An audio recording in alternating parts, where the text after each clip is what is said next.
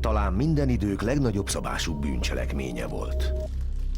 Az 1979 és 84 közötti években a szicíliai maffia csaknem $2 milliárd értékű heroin csempészett be az USA-ba. A gengszterek az óceán mindkét partján meggazdagodtak, de háborúba is keveredtek. Szicíliában a viszálykodó nagyfőnökök küzdöttek a heroinforgalom kézben tartásáért. A háború borzalma vitte rá az egyik keresztapát, hogy megtörje az omertát, a maffia titkos hallgatási fogadalmát.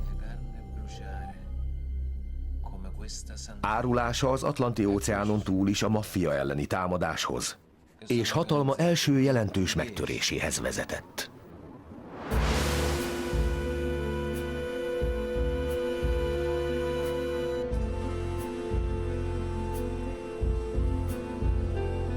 A maffia, az áruló.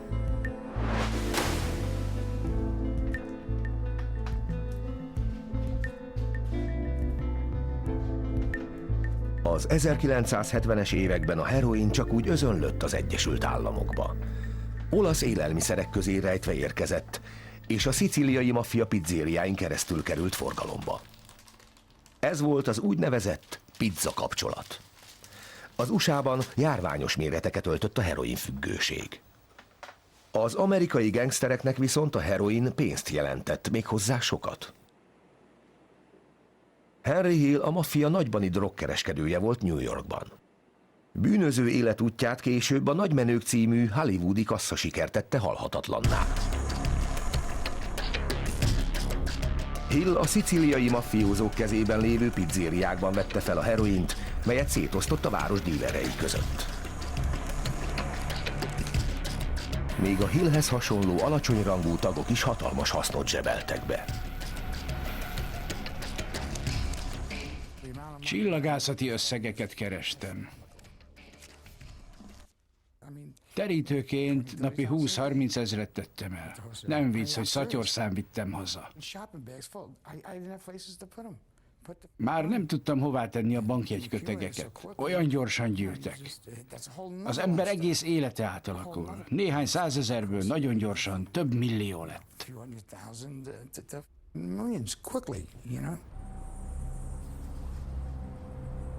Innen indult útjára a kábítószer. Palermo, Szicília fővárosa. A város alatti katakombákban az utókorra maradt, mumifikálódott holttestek hevernek. Palermóban évszázados kultusza van a halálnak.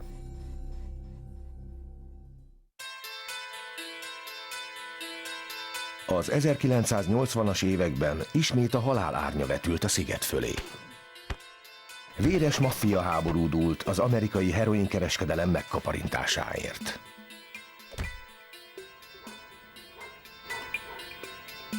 A viszályt egy kegyetlen maffia csoport robbantotta ki a Corleone nevű faluban. Corleone a maffia fellegvára volt, magasan a közép-szicíliai hegyekben. Erről a településről kapta a nevét Marlon Brando karaktere a Keresztapa című filmben.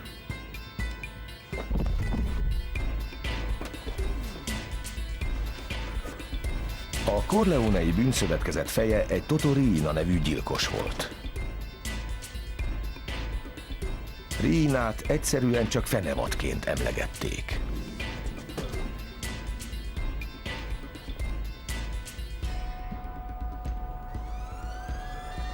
...1981-ben és 1982-ben minden harmadik napra jutott egy Palermo utcáin előkerült holttest, valamennyi Riina áldozata. A hallgatás fala azonban lehetetlenné tette, hogy a gyilkosokat törvény elé állítsák. Egy éjszaka Corleonéban Riina egyik ellenfelét a városi közgyűlés épülete előtt lőtték le. Dino Paternostro tisztán emlékszik arra az estére. Lejöttünk a lépcsőn, és egy holttestet találtunk az utcán. Csak 25 éves voltam, mondtam a polgármesternek, hogy hívjuk a csendőrséget. Rám merett, és azt felelte, hogy hívjam őket én magam.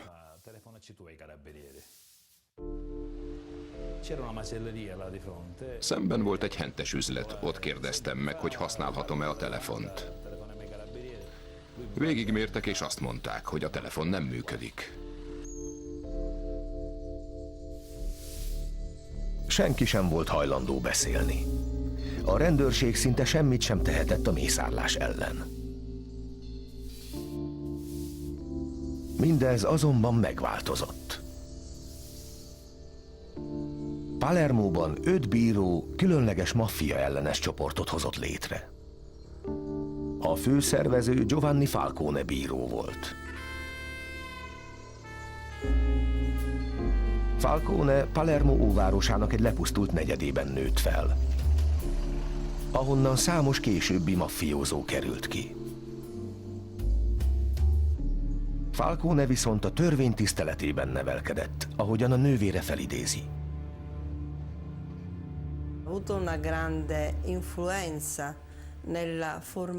A szüleink óriási hatással voltak a fejlődésünkre, különösen Giovanni személyiségére.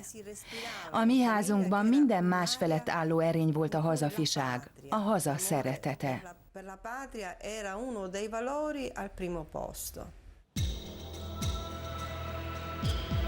Falcone a palermói igazságügyi palotából harcolt a maffia ellen.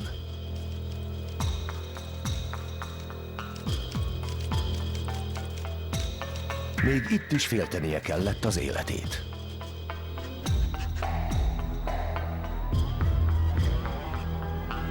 A hatóságok alig biztosítottak számára védelmet.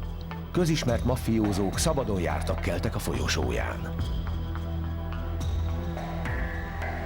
Liliana Ferraro közeli barátja, a maffia elleni harcban pedig munkatársa volt Falconénak. Egy nap a római igazságügyi minisztériumban lévő irodájából ellátogatott Falconéhoz.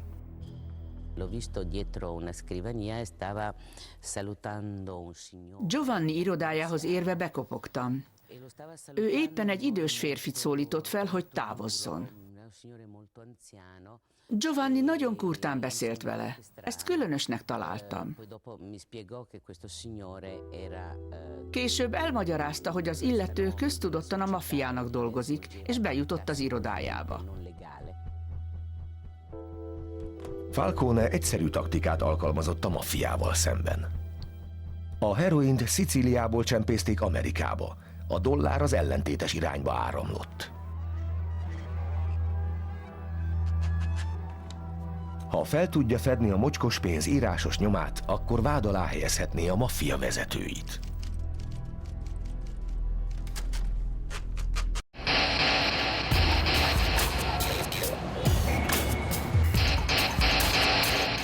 A nyomok az USA-ba vezettek, ahol az amerikai maffia árusította a szicíliaiak által becsempészett drogot.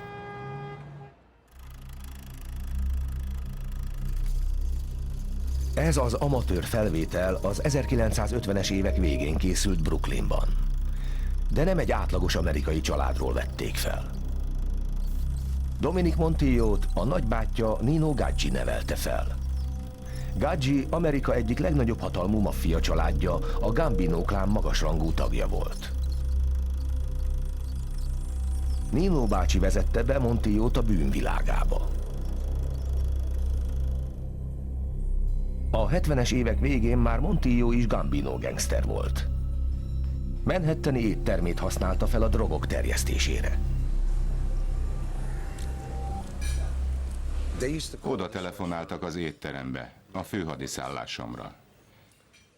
Onnan intéztem az ügyeimet, a drogügyletektől az uzsora kölcsönig. Biztonságban éreztem magam, mindig volt hová elrejteni a fegyvereket. Montilló a saját szemével látta, hogyan hozta össze a heroin az amerikai és a szicíliai maffiát. A pénzéhség egyesítette őket. Amikor heroinról volt szó, az amerikaiak és a szicíliaiak kéz a kézben együtt üzleteltek. Ezen kívül viszont nem sok közünk volt egymáshoz. A maffia vezetői döntés előtt álltak. A heroinból származó bevétel kedvükre volt, a forgalmazásáért járó hosszú börtönbüntetéstől viszont tartottak. Attól féltek, hogy a több évtizedes büntetéssel fenyegetett embereik megszegik az omertát, a szent hallgatási fogadalmat. Mintha azt mondták volna, hogy csak le ne bukjunk. Nem kérdezik, hogy honnan van a pénz. Csak el ne kapjanak. Szó sincs arról, hogy a drogokat ellenezték volna. A drogok által keltett rendőri érdeklődés volt ellenükre. A maffia főnökök már elkéstek. A rendőrség már is érdeklődött.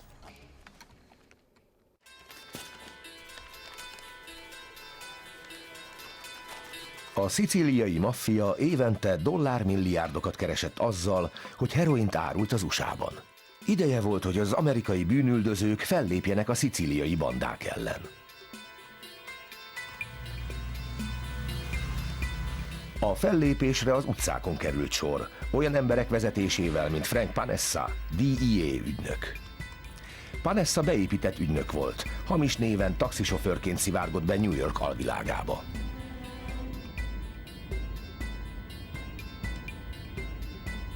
Szemmel tartotta a New Yorkból Philadelphiába utazó szicíliai gengsztereket. Amikor két philadelphiai maffiózót letartóztattak, Panessa választás elé állította őket, börtönbe kerülnek vagy beviszik őket a szicíliaiak közé. Panessának el kellett érnie, hogy a szicíliaiak keresztapának higgyék.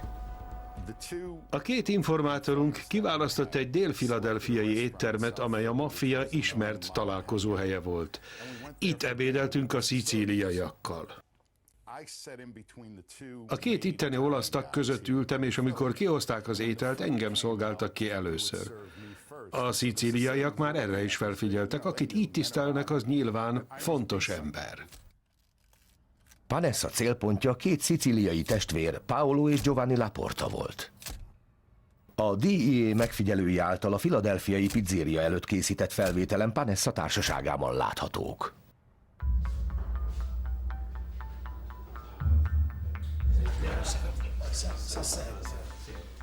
Az első lépés megtörtént, Panessa bejutott. Most volt csak igazán szüksége az álcázásra. Azt mondtam nekik, hogy import-export vállalatom van, és hogyha felkeresnek, akkor teherautókat is bérelhetnek. A teherautók oldalfalát levettük, rájuk festettük, hogy Prima Import-Export, Trivose, Pennsylvania, és úgy szereltük vissza. Amikor beálltak a parkolóba, a teherautóflotta láttán azt gondolták, hogy nyilván törvényes fedőcégről van szó. Panessa emelte a tétet. Azt állította, hogy Németországban is van irodája, amelyet felhasználhatnának, mint a heroin behozatali csatornáját. Giovanni Laporta ezt is látni szerette volna. A DEA ezért felkérte német társszervezetét, hogy hozza létre Panessa hamis vállalatának fiókját.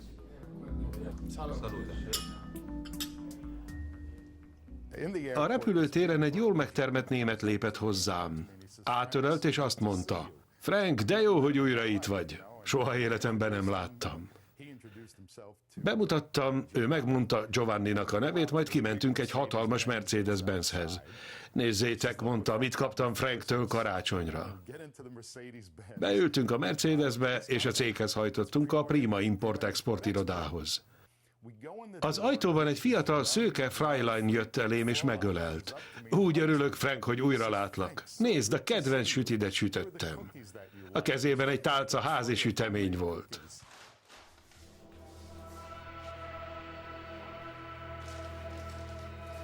Panessa merész húzása kifizetődött. Egy kiterjedt bűnözői hálózat leleplezéséhez vezetett. A Laporta fivérek elmondták Panessának, hogy naponta 5 millió dollárt, vagyis évi 1 milliárdot tudnak átmosni.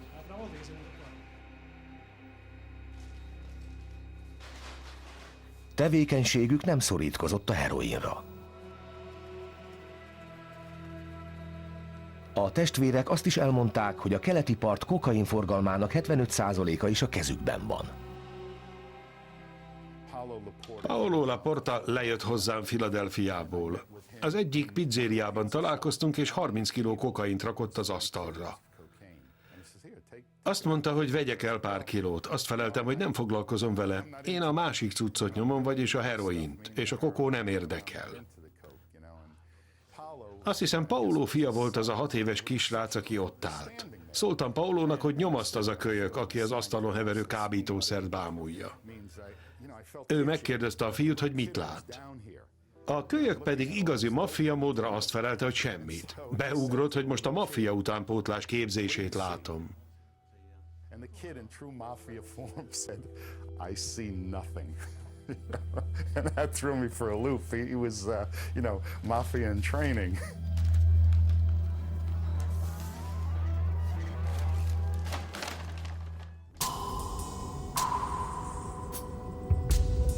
Vanessa 9 hónapon át követte titokban a Laporta testvérpárt, akik Szicília, New York és Philadelphia között fuvarozták a heroint.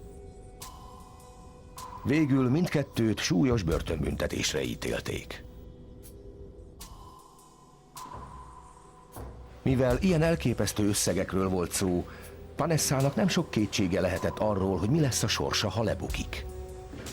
Akik kilógtak a sorból, azokat meggyilkolták, és megszabadultak a holttestüktől.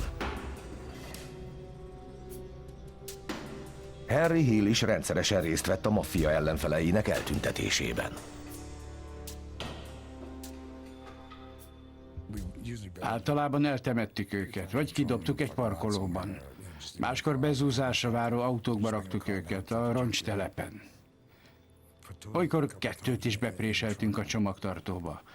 Bezúztuk őket, majd Japánba kerültek, ahol hamutartót gyártottak belőlük. A legkönnyebb a saját klubjaink alagsorában volt eltemetni őket.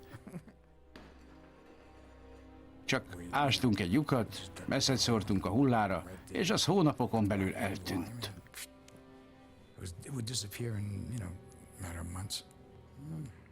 El lehetett felejteni.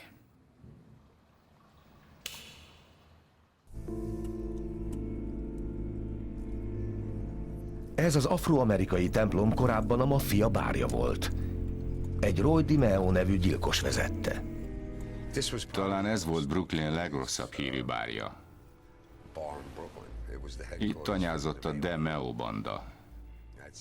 A gyilkosságaik 70%-át itt követték el. Aki a közelükbe került, arra veszélyt jelentettek. Mindenki tartott tőlük.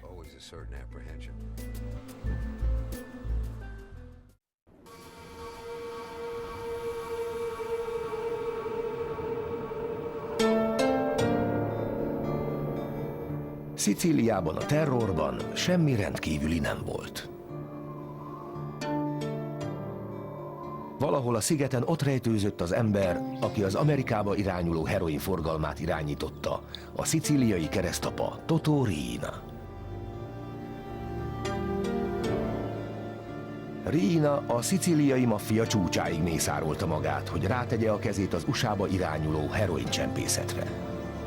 Emberek százait gyilkolhatták meg a parancsára.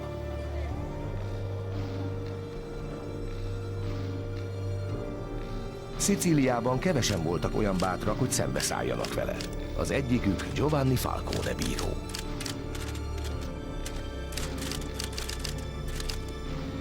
A palermói igazságügyi palotában lévő irodájából Falcone és néhány bátor munkatársa magányos és életveszélyes háborút vívott a maffia ellen. De már közeledett a felmentő sereg.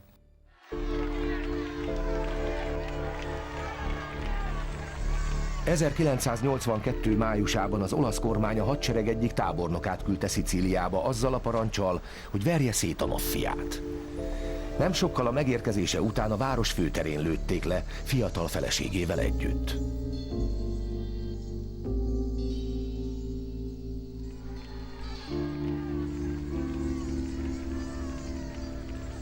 Ez Szicíliában közfelháborodást keltett. A temetésen a 2 áldozat koporsóját megtapsolták. A templom előtt viszont kifütyülték és leköpték a megjelent politikusokat, amiért olyan sokáig eltűrték a maffia működését.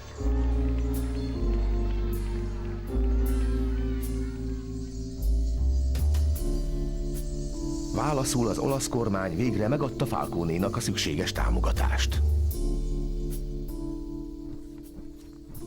Liliana Ferraro régi jó barátja és társa volt a maffia elleni harcban. A római igazságügyi minisztérium küldte, hogy megtudja, mire van szüksége Falconénak. Falcone munkakörülményei megdöbbentették. Az első, amit megláttam, egy öreg fémasztal volt.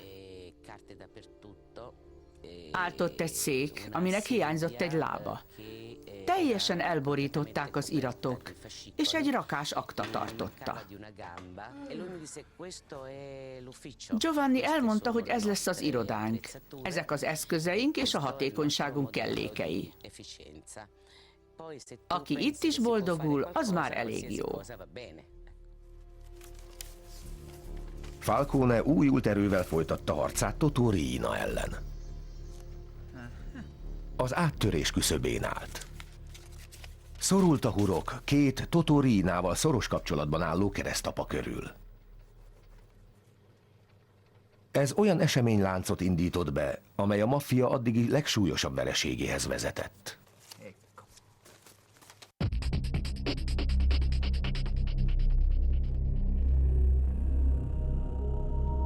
Az Egyesült Államokban a Szicíliából érkező heroin útjának elvágásával megbízott FBI ügynökök is készültek valamire.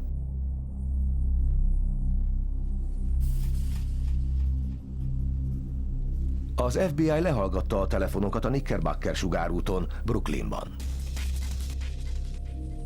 ahol sok feltételezett szicíliai maffiózó élt. A maffia nyilvános telefonokon beszélte meg az üzleteit, nem is sejtve, hogy az FBI ezeket is figyeli. Ezt a felvételt az FBI titokban készítette. A hívásokat azonban még a legtöbb olasz számára sem érthető szicíliai dialektusban bonyolították le. Ráadásul kódokban beszéltek, az ing például heroint jelentett. Találkoztam az inges pasassal, de van egy kis gond. Egy másik fickónál is vannak ingek, 10% műszállal. Kéznél volt a segítség, Carmine Russo az FBI ügynöke személyében. Russo Szicíliában született. Gyermekkorában vándorolt ki az USA-ba, ahol később FBI ügynöknek állt. A szicíliai bíróhoz Giovanni Falconéhoz hasonlóan ő is meggyűlölte a maffiát. Russo értette a szicíliai nyelvezetet, és hamarosan felfedezte a főnökre vonatkozó utalásokat. Nem nevezték néven. Pásztornak, nagybácsinak vagy professzornak hívták. Csak a valódi nevén nem. Ez persze felkeltette az érdeklődésemet. A nyomozóknak nem sikerült azonosítaniuk, amíg a szicíliaiak el nem követtek egy hibát, amely mozgásba lendítette az ügyet. A telefonban a szicíliaiak egy olasz újság cikkeiről beszéltek, amelyek Dél-Amerikában megölt maffiózókról szóltak. Ezekben a cikkekben merült fel az egyik főnök, Gaetano Badalamenti neve. Badalamenti egykor nagymenő, a szicíliai maffia feje volt. A vezetésért vívott harcban a vesztesek oldalára került, és életét féltve Brazíliába menekült. Onnan szállított heroint az USA-ba, több millió dollár értékben. Meglepő módon ezt az üzletet az az ember irányította parancsaival, aki korábban letaszította őt a trónról, Totò Riina. Szicíliában világossá vált, Riina nem engedi, hogy az ellenfele iránti gyűlölet a pénzszerzés útjába álljon. Miután az FBI megállapította, hogy a szicíliai maffia egykori csúcsvezetőjével van dolga, a nyomozás fő irányvonala Gaetano Badalamenti felé fordult.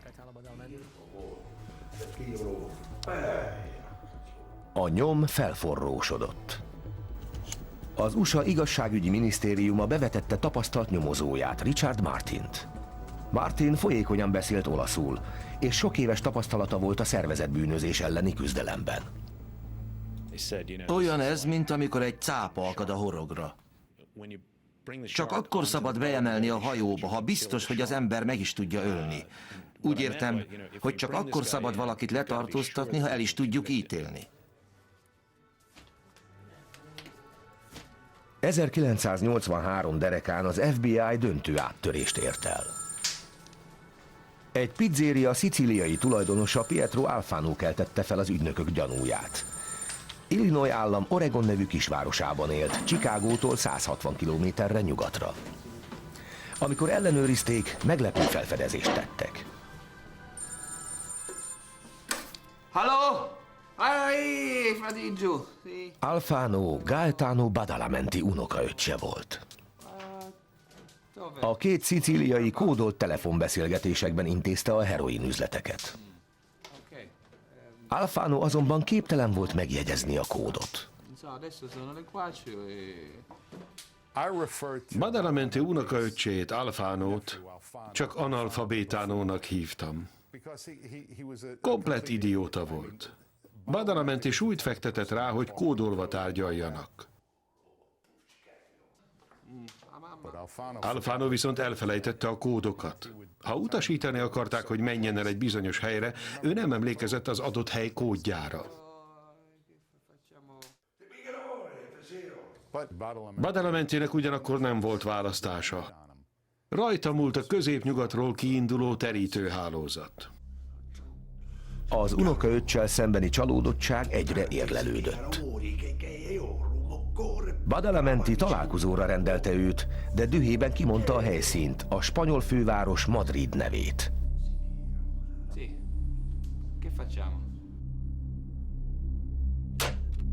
A bűnüldözők azonnal ugrottak.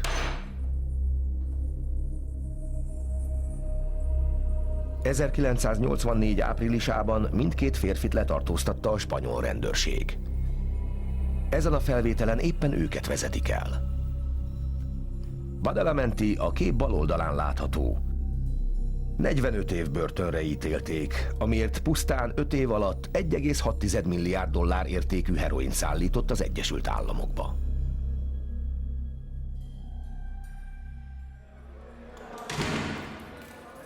A rendőrség elvágta a maffia fő heroin utánpótlási vonalát.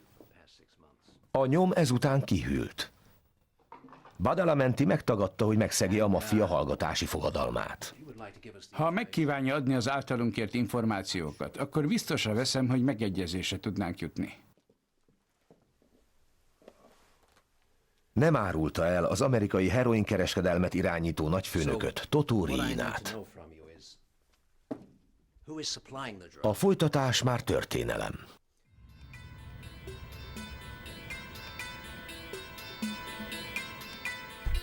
Brazíliában a maffia egy másik főnökét is letartóztatták.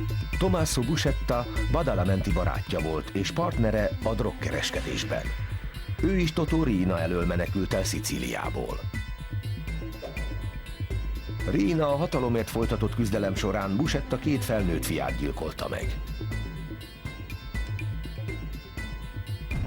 Az olaszok Buscetta kiadatását kérték, ő viszont elszánta magát, hogy sohasem tér vissza Itáliába. Biztosra vette, hogy Riina megölné az új családjával együtt.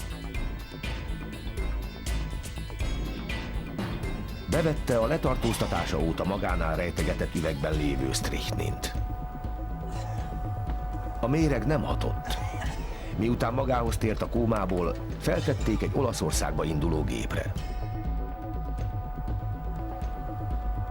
Még mindig olyan gyenge volt, hogy a római repülőtéren egy golyóálló ponyva védelmében támogatni kellett a gép lépcsőjén.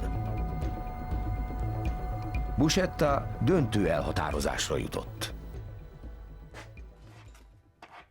Ha az amerikaiak megvédik a családját, akkor nyíltan bosszút áll Riinán. Ám nem a maffia hagyományos, gyilkos módszereivel. Az olaszokkal, amerikaiakkal vagy bárkivel való együttműködés fejében annyit kért, hogy védjék meg a családját. Nem akarta, hogy mérsékeljék a büntetését. Nem kért különleges bánásmódot, csak abban akart biztos lenni, hogy a családja biztonságban van. Rómában Buscetta beszélni kezdett, és felfedte a maffia gyilkos titkait. Buscetta lett a legmagasabb rangú maffiózó, aki valaha megszegte a maffia titkos alapelvét, a hallgatás fogadalmát. Felfedte a maffia titkos világát Falcone az évek óta magányos hadjáratot viselő bíró előtt.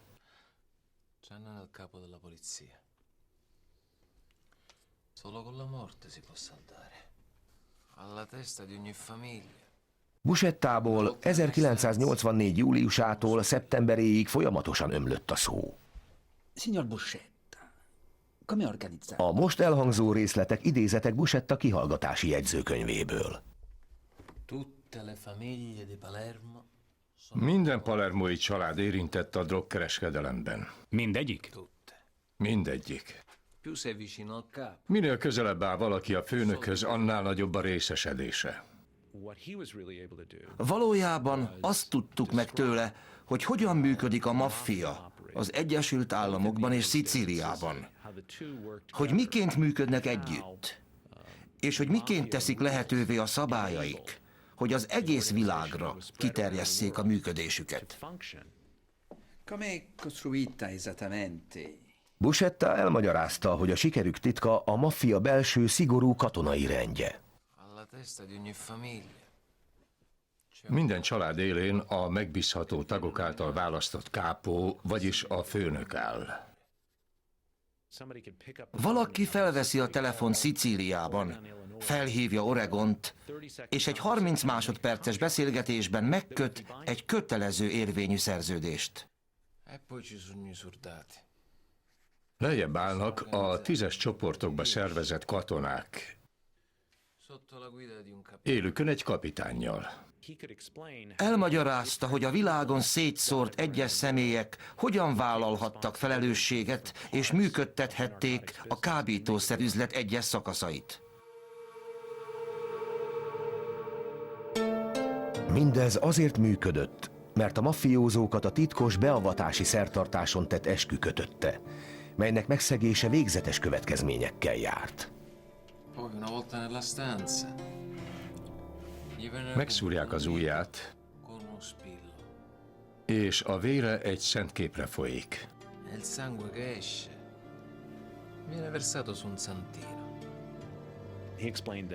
Elmagyarázta, hogy bárki a maffia tagjává válhat. Lehet pap, orvos, akárki, feltéve, hogy férfi és szicíliai. A belépés után mindenkire ugyanazok a szabályok vonatkoznak, halálbüntetés terhe mellett. A szent képet az illető kezébe tették, majd meggyújtották.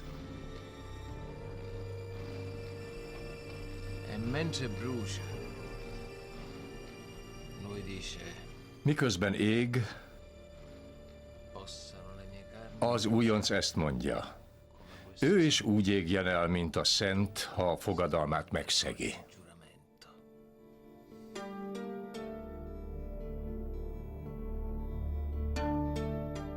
Buscetta vallomása segített, hogy a mozaik darabkákat összeállíthassák. Megmagyarázta, hogyan volt képes Szicília néhány vidéki bűnözője az addig látott legnagyobb heroincsempész hálózat működtetésére az Egyesült Államokban. A bűnüldözők felzárkóztak a maffiához.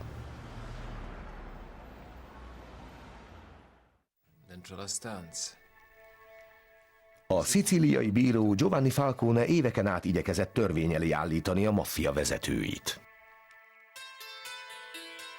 A maffiából kiugrott Buscetta vallomása lehetőséget adott a kezébe. Falcone csaknem 400 maffiózó főnök és közkatona letartóztatására adott parancsot.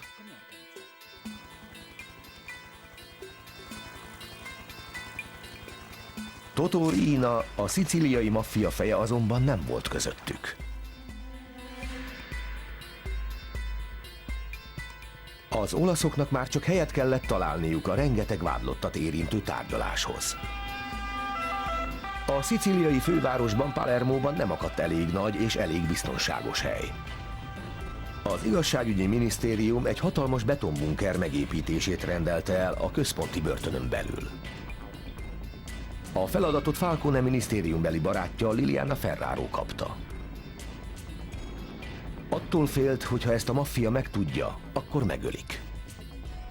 Amikor Rómából Szicíliába utazott, mindent megtett a biztonságáért. Prenotavo l'aereo con un nome diverso, molto elementare. Hamis néven rendeltem jegyet. Felhívtam a bunkert építő vállalat vezetőjét, hogy jöjjön elém a repülőtérre a furgonjával. Egy nap egy temetésre kellett Palermóba mennem. A fekete ruhámat belepte a cementpor.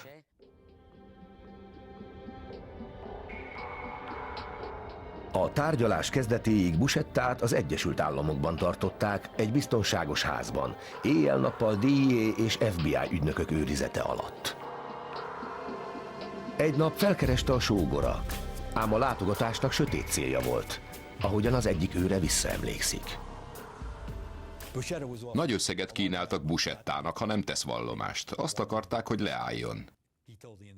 Megmondta, hogy erre nem hajlandó. Amikor az illető visszatért, és elmondta nekik, hogy nemleges választ kapott, akkor meggyilkolták. A hír miatt megölték a közvetítőt. Palermóban elkészült a tárgyalásnak otthont adó betonbunker. A falai vasbetontömbökből épültek, amelyek egy rakétatámadást is kiálltak volna. A teremben 30 cella várta a vádlottakat.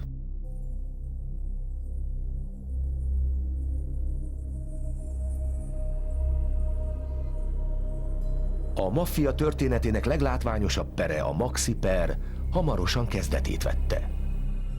A vádat Falcone képviselte.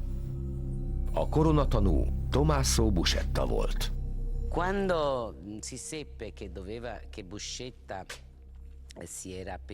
Amikor megerősítették, hogy Buscetta tanúskodni fog, figyelmeztettek minket, hogy a levegőből is ránk támadhatnak. A bunker feletti légteret ezért 24 órás őrjárat felügyelte.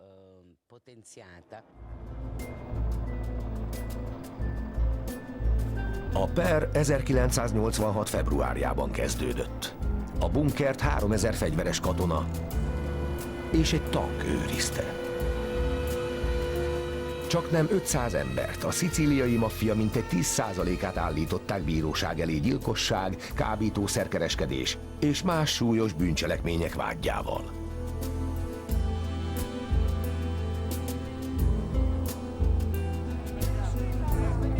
A vádlottak gyakran megbontották a rendet.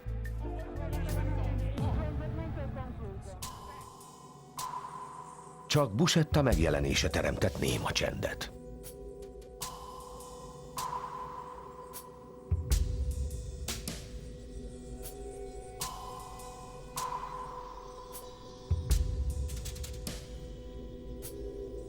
Egy hétig ült a tanúk padján, golyóálló üvegvédelmében, elismételve mindazt, amit Falcone bírónak már elmondott.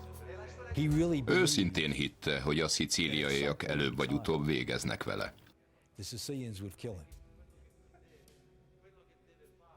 Azt tette, amit kellett. Okosan tanúskodott. Amikor felszálltunk az Amerikába induló gépre, és leültünk a 747-es felső fedélzetén, azt mondta nekem: Tony, nem hittem, hogy visszajutok. 1987. december 16-án a bíróság ítéletet hirdetett. 344 maffiózót találtak bűnösnek. Összesen csaknem 3000 év börtönre ítélték őket. A tárgyalás elejétől a végéig 22 hónapig tartott.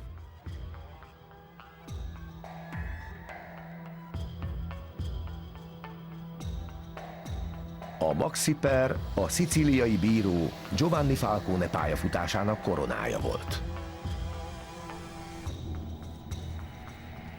Az olasz és amerikai bűnüldözők megrázó csapást mértek a maffiára. Ezzel megnyílt a zsilip. Egyre több maffiózó kívánt átállni a törvény oldalára. Az omertá, a maffia kíméletlen fegyelmét évtizedeken át fenntartó hallgatási fogadalom erejét vesztette.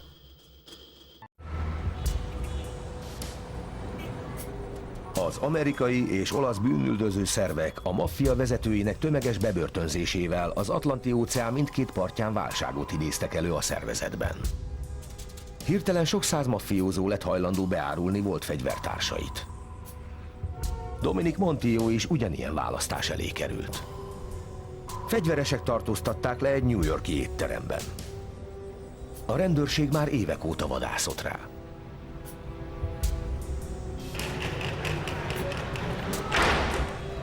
A New York-i javítóintézetbe került. Tudta, hogy a főnökei tartanak az esetleg ellenük tett vallomásától. Montillo az életét féltette. Az álláspontom az volt, hogy nem fogok itt meghalni a semmiért, és magára hagyni az asszonyt és a 3 gyereket. Nem halok meg azért, mert ők rettegnek tőle, hogy beszélek. Különös módon éppen ők tereltek ebbe az irányba azzal, ahogyan cselekedtek. A letartóztatás ma már szinte együtt jár azzal, hogy ki akarnak csinálni. Montillo úgy nevelkedett, hogy a maffia hallgatási törvénye szerint éljen és halljon meg. Most úgy határozott, hogy együttműködik a hatóságokkal. Fiatalemberként megjárta Vietnámot. A családja és a környezete elárulása annál is rosszabb volt.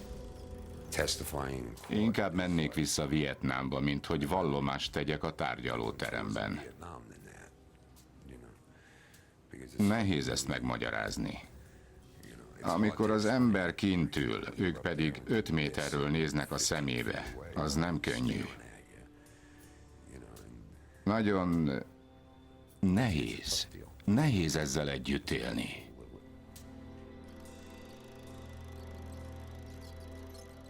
A 90 éves nagymamámat is behozták, aki mankóval jár. Unokatestvérek, nagybácsik, nagynénik, mindenki eljött, hogy meghasson. Akárhányszor beléptem a terembe, ugyanolyan volt, mint az első napon. Semmivel sem lett könnyebb. Más gengszterek körül is szorult a hurok New York szerte. Henry Hill is nagy bajba került. Az FBI egy $6 millió repülőtéri rablásról akarta kikérdezni. Az igazságügy egy olasz vámtiszt meggyilkolását kérte számon rajta. A brooklyni ügyészség egy azonosítatlan holttestről kívánt többet megtudni. Mindezek tetejébe életfogytiglani börtön várt rá drogkereskedésért. Az együttműködést választotta. A hatóság mint szemtanút állítatott elő, és én együttműködtem, mivel tudtam, hogy vagy életfogytiglanit kapok, vagy egy golyót a fejembe. Tudtam, hogy halott ember vagyok. Amikor a szicíliaiak rájöttek erre, megpróbálták ehhez a brooklyni pizzériához csalni, hogy meggyilkoltassák. Még most is kiráz a hideg, ha itt állok. Ez lehetett volna a végső nyughelyem. Most borzongok, pedig már jó ideje nem féltem. Menjünk innen! Komolyan nem tudom, hogy azoknak a fickóknak hány rokona lakik még mindig errefelé. Egyes bandák már 50 éve itt tanyáznak. Sokat változott a környék, de mindig akad egy ablakon kileső szempár. Az ember egyértelműen úgy érzi, hogy elárulta a gyökereit, a családját és önmagát. Az évek során persze túlteszi magát rajta, de nem mondom, hogy már nem bánt.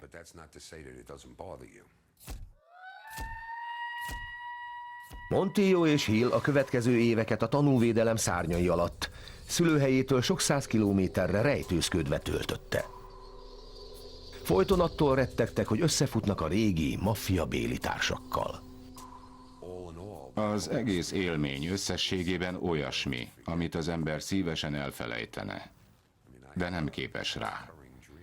Van egy visszatérő álmom, kilépek Nino házából, és a Cadillacje ott áll a behajtón. Az ajtón kilépve a behajtóhoz megyek, és Nino, Roy, Chris, Anthony és Joy ott bújik Nino Cadillacje alatt. Amikor odaérek, Roy megszólít. Hé, Dominik, gyere velünk a pokolba. Az álom itt véget ér. A maffia által néhány évtized alatt kiépített heroinbirodalom súlyos csapást szenvedett.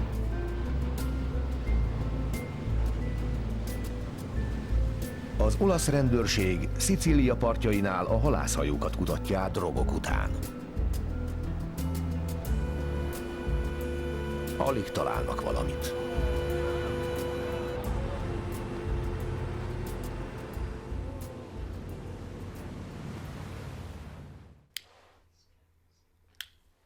A maffia elleni háború azonban az Atlanti-óceán egyik oldalán sem ért véget.